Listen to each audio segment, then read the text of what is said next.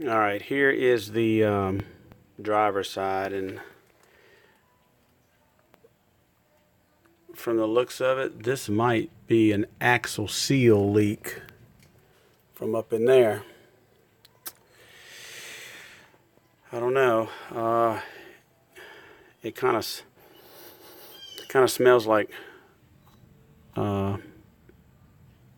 gear oil. Doesn't smell like brake fluid. So I'm gonna clean this up, and I'm gonna go ahead and do the brake job on it, but I'm thinking I'm gonna have to pull these axles out and replace that seal. It's actually not that bad of a job to do that, but I was hoping I didn't have to do that. But looks like I will. My goodness. I'm gonna check the differential fluid. If that's low, then I know that's what that is. But I'm pretty sure that's all axle fluid leaking in there.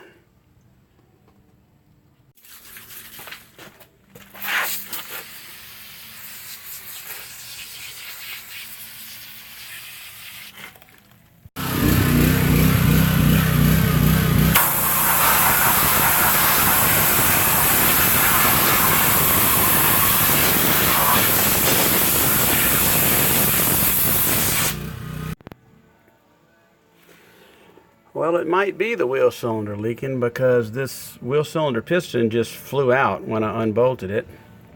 And this might be the original wheel cylinder, because this wheel cylinder had a little gasket on it going to the back plate. I've never seen that, and I don't know who would do that, but there's no evidence that this wheel cylinder has ever been changed. So I'm hoping that's what it is and not the axle seal. Alright, I'm going to attempt to show you how to do this. Once you get everything cleaned off, as you can see, I got all the oil cleaned off. You then need to sand down and lubricate 3 spots on each side. So there's 6 spots total, 6 spots on each side. And this is where the brake shoe rubs. So when your brake shoe is right here, it actually slides on these little areas. And you need to put some high temp grease right here. Now what I use is just this. I clean it like that. And then I will take some high temp grease and just put a little bit right there. You don't want too much. Just enough right there to be able to, so your brake shoes will slide on it. And the next step is I'm going to install the new wheel cylinder. This is for a 2000 Jeep Cherokee XJ, and it goes right there.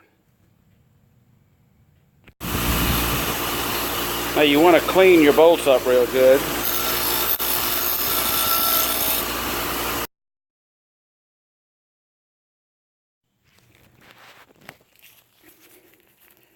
To get your bolts cleaned up real good, I always put a little bit of anti-seize on there, on the threads, and make sure they'll go right into the back of this wheel cylinder here. The wheel cylinder bolts up right like that.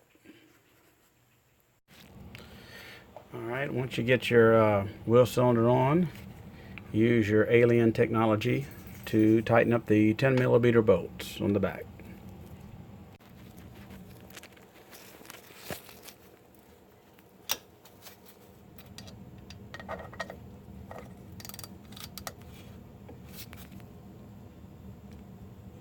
There we go.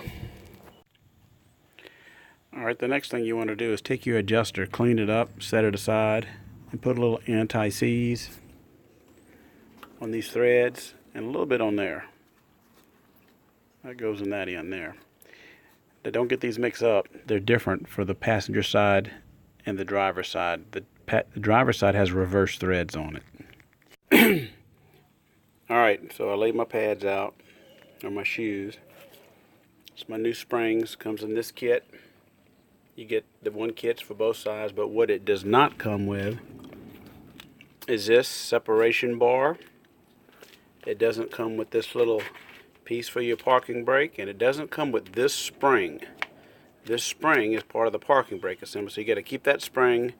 You got to keep these, That little piece right there goes here. So let's get started. Alright, one of the things you'll notice on your brake shoe is that on this shoe the pad doesn't go all the way up to the top, but on this one it does. This one is called your leading shoe, meaning it goes toward the front of the vehicle. And then this is called your trailing shoe, goes towards the rear. So when you have the shorter pad, you want that on this side toward the front. The one with the little stud in it, this is usually your rear one, your trailing one, and this is where your parking brake symbol goes. When you put your adjuster in, you want to make sure the threaded side is toward the leading, this one here. Now you need to take this spring, put it on here. This piece goes around here, and that goes up there. I can't do this with one hand, so I'll have to do it and then show you. That's what it looks like. Super easy.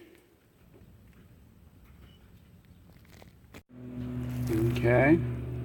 Go ahead and put your adjuster on, get your spring ready. See, I just got it sitting here. Get this little piece ready, make the hump over the axle, get your spring on, and get ready to put it together. Now once you get it halfway situated, you're going to have to use these springs, tie into this hole right here, and that will hold your brake shoes together. Alright, I found it easier to put the one toward the front of the vehicle on first.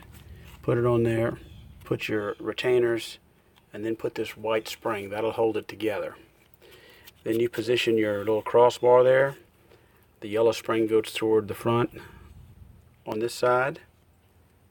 But before you put that spring, put this parking brake device.